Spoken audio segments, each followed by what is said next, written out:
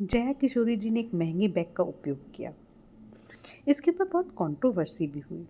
इस बात को थोड़ा सा इस तरीके से भी समझेंगे।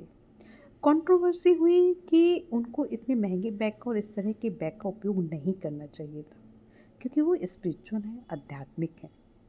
इसका मतलब ये हुआ कि हम ये कहना चाह रहे हैं कि अगर जो आध्यात्मिक है, स्पिरिचुअल है, वो अपनी ज़रूरतों को और अपने शौक़ को पूरा नहीं कर सकता। इसका मतलब ये हुआ कि अध्यात्म और संसार दो अलग चीज़ है।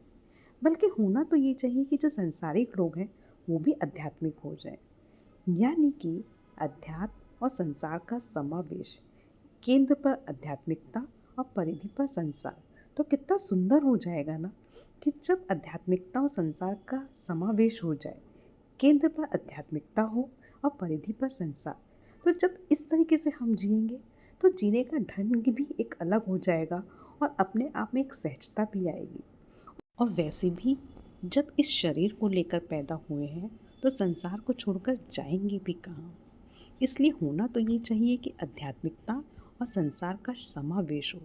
जब ये समावेश होगा और जब इस ढंग से चीज़ें निकलेंगी तो एक अलग ढंग होगा सबका अपना जीने का, और कुछ नई तरीके से चीज़ें सामने आएंगी, कुछ अलग ढंग से चीज़ें सामने आएंगी। इस पर भी एक तरीके से विचार करना चाहिए।